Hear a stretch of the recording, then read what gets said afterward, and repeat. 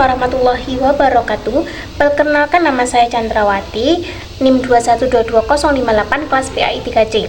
Nah, di sini saya akan menjelaskan tentang gaya belajar dan perbedaan individu. Nah, yang pertama yaitu ada gaya belajar. Gaya belajar itu ada 3. Yang pertama ada visual, auditory, dan kinestetik. Nah, visual dan dimaksud dengan gaya belajar visual ini, individu yang cenderung dengan gaya pembelajaran visual adalah mereka yang gemar dengan huruf, visual, dan gambar. Selain daripada itu, mereka yang cenderung dengan gaya pembelajaran ini gemar belajar dengan bantuan teks dan gambar. Mereka perlu mencatat nota bagi memudahkan mereka mengingatkan pelajaran yang diajar oleh guru. Jadi, siswa yang memiliki gaya belajar visual ini, mereka cenderung lebih mengingat pelajaran dengan cara mencatat pembelajaran ataupun membuat seperti rangkuman pola gambar. Jadi dalam gaya belajar visual ini siswa lebih dengan mudah menangkap pembelajaran dengan sebuah gambar atau visual. Mereka yang gemar belajar dengan gaya visual ini, mereka akan lebih mudah atau menyerap materi dengan pembelajaran atau penerangan guru yang diserahkan dengan gambar. Jadi mereka lebih cenderung mudah mengingat apa yang mereka lihat daripada apa yang mereka dengar. Yang kedua yaitu gaya belajar auditory. Nah, gaya pembelajaran auditory merupakan cara pembelajaran yang menekankan fungsi pendengaran. Individu ini lebih dominan menggunakan pendengaran mereka. Seseorang individu yang cenderung dengan pendekatan ini perlu mengingati penerangan melalui bacaan kuat atau menggerakkan bibir ketika mempelajari sesuatu. Nah, menurut Vijaya dan Zanaton, individu ini juga mempunyai daya pendengaran yang hebat dan ini merupakan kekuatan untuk mereka. Pelajaran-pelajaran yang cenderung dengan pembelajaran ini akan mengukuhkan ingatan dengan mendengar semula rekaman pita audio. Mereka juga gemar mengajar rekan-rekan sebaya lain, yang mana dengan cara ini mereka mampu mendengar kembali informasi yang disampaikan kepada rekan-rekan. Jadi, siswa atau pelajar yang gemar dengan gaya belajar auditory ini, mereka cenderung lebih suka mendengarkan. Jadi, suara-suara penjelasan guru itu menjadi titik tumpu mereka. Jadi murid auditori ini mereka dengan mudah menangkap pembelajaran dengan pendengaran mereka. Jadi suara guru atau seperti kayak audio pembelajaran itu sebagai titik tumpu pemahaman mereka. Nah, biasanya murid-murid yang gemar dengan pembelajaran ini ketika belajar di kelas, mereka tidak senang ketika harus membaca buku dalam hati, tapi mereka akan menggunakan bibir mereka sebagai pemahaman untuk pembelajaran mereka. Jadi murid-murid auditori ini mereka akan dengan mudah mencerna pembelajaran dengan cara mendengarkan. Murid dengan gaya belajar auditori ini mereka mempunyai kemahiran pengucapan yang baik, kemahiran mendengar yang baik, cemerlang dalam prestasi ujian secara lisan, dan memiliki kemahiran bersosial yang tinggi. Nah, murid dengan gaya pembelajaran auditori ini akan lebih fokus kepada apa yang diucapkan oleh guru berbanding dengan alat bantu mengajar yang lainnya. Mereka yakin bahwa proses menerima pembelajaran terbaik adalah melalui pendengaran. Oleh karena itu, mereka akan mudah terganggu dengan bunyi-bunyi bising lain ketika mereka belajar. Itu karena deria pendengaran mereka tidak dapat memberi tumpuan jika terdapat bunyi-bunyi lain yang mengganggu. Gaya belajar yang paling diminati oleh murid auditori ini yaitu dengan kerja kelompok yang melibatkan interaksi sosial. Dengan berbincang-bincang, dengan berdiskusi, mereka akan paham materi yang disampaikan. Yang ketiga yaitu ada kinestetik. Nah, gaya pembelajaran kinestetik adalah pembelajaran menjurus ke arah belajar melalui pergerakan. Individu yang mengamalkan jenis pembelajaran ini memerlukan bahan-bahan pembelajaran yang konkret untuk membantu mereka mengingat sesuatu. Selain itu, mereka gemar menyentuh objek karena mereka suka sesuatu yang dapat memberi pengalaman yang realiti kepada mereka. Sebagai contohnya, semasa mata pelajaran sains, guru membawa murid-murid keluar dari kelas dan pergi ke taman dalam kawasan sekolah.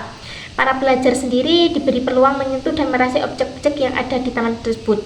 Nah, murid yang cenderung dengan gaya pembelajaran kinestetik ini, mereka akan lebih suka dengan praktik. Seperti contoh pembelajaran sains, mereka akan dengan mudah memahami dengan cara praktek seperti membuat sabun, membuat zat-zat kimia. Jadi mereka akan lebih mudah memahami materi dengan cara turun langsung, seperti praktek.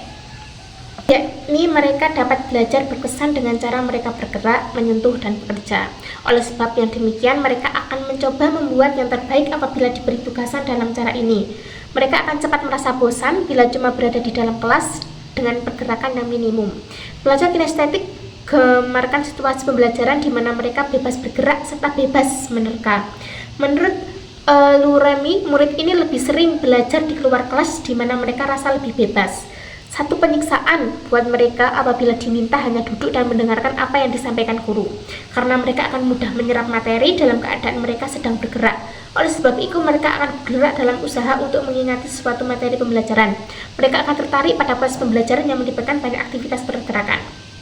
Jadi, murid yang cenderung pada gaya belajar kinestetik ini, mereka akan lebih mudah memahami pelajaran dengan aktivitas di luar kelas, seperti tadi kayak praktek, ke lapangan, terus seperti pembelajar-pembelajar di luar kelas. Karena ketika mereka akan mendengarkan materi selama berjam-jam di kelas, mereka merasa bosan dan membuat mereka tidak senang dengan pembelajaran tersebut. Dan sumber perbedaan individu. Yang pertama yaitu perbedaan individu. Individu merupakan kedudukan seseorang sebagai orang perorangan atau perseorangan. Sifat individual adalah sifat yang berkaitan dengan orang perseorangan, berkaitan dengan perbedaan individual perseorangan, ciri dan sifat orang yang satu berbeda dengan yang lain. Perbedaan ini disebut perbedaan individu atau perbedaan individual. Maka perbedaan dalam perbedaan individual menurut Lejeune menyangkut variasi yang terjadi, baik variasi pada aspek fisik maupun psikologis. Yang selanjutnya yaitu macam bentuk perbedaan individu dan aplikasi teori perbedaan individu siswa dalam proses pembelajaran. Yang pertama yaitu bentuk perbedaan individu. Nah, makna perbedaan dan perbedaan individual menurut Lejeune menyangkut variasi yang terjadi, baik variasi pada aspek fisik maupun psikologis. Adapun bidang-bidang dari perbedaannya. Jadi dalam bentuk perbedaan individu itu dengan sangat jelas dari aspek fisik maupun psikologis, karena sejatinya seorang individu itu berbeda, tidak ada yang sama. Yang pertama yaitu ada perbedaan kognitif. Nah, kemampuan kognitif merupakan kemampuan yang berkaitan dengan penguasaan ilmu pengetahuan dan teknologi. Setiap orang memiliki persepsi tentang hasil pengamatan atau penyerapan atas suatu objek. Berarti ia menguasai segala sesuatu yang diketahui. Dalam arti pada dirinya terbentuk suatu persepsi dan pengetahuan itu diorganisasikan secara sistematik untuk menjadi miliknya. Jadi perseorangan itu akan memiliki perbedaan sisi kognitif yaitu kemampuan yang berkaitan dengan penguasaan ilmu pengetahuan, pembelajaran, kepintaran.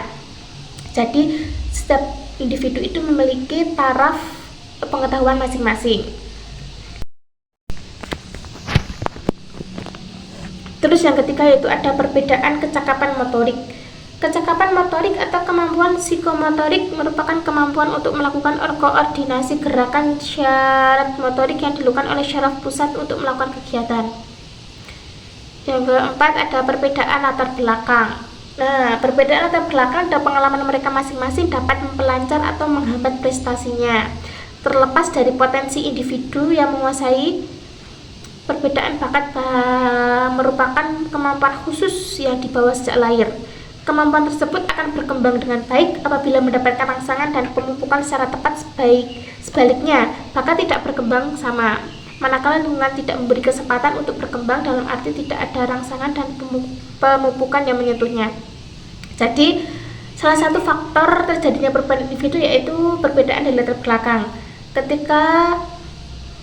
Karena perbedaan bakat antar individu ini, mereka perbedaan bakat merupakan kemampuan khusus yang dibawa sejak lahir. Nah, kemampuan tersebut akan berkembang dengan baik apabila mendapatkan rangsangan dan pemupukan secara tepat. Sebaliknya, bakat tidak berkembang sama, manakala lingkungan tidak memberi kesempatan untuk berkembang. Jadi, ketika latar belakang kita mendukung bakat yang kita miliki, maka bakat tersebut akan berkembang. Sebaliknya, jika tidak ada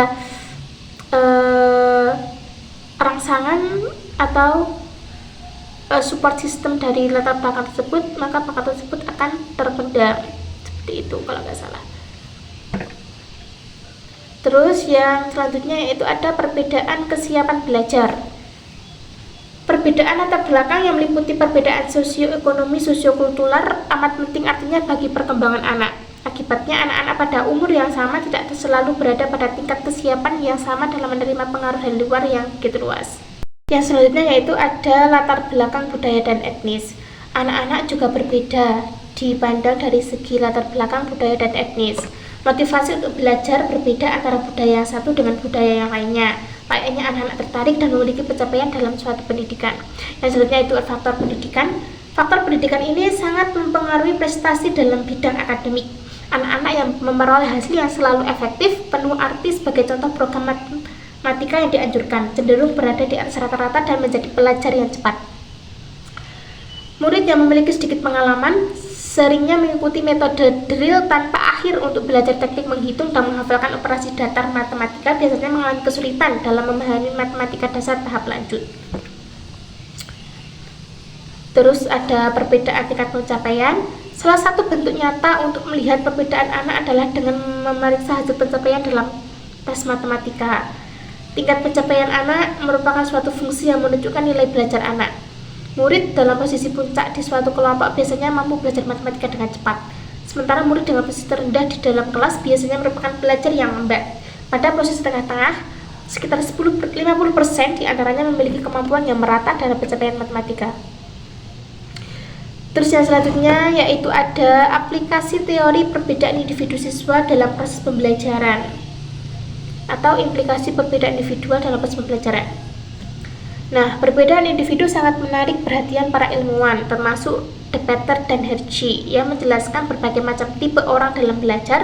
Setiap orang memiliki cara dan metode belajarnya sendiri. Ada yang lebih senang belajar sendiri, belajar kelompok, belajar dengan melihat, mendengar, atau mengerjakan sesuatu agar selalu yang ia pelajari dapat diingat dan dipahaminya dengan baik. Untuk memaksimalkan potensi yang ada dalam diri kita, tentu ada baiknya kita terlebih dahulu mengerti dan mengetahui bagaimana sebenarnya tipe belajar kita sendiri. Jadi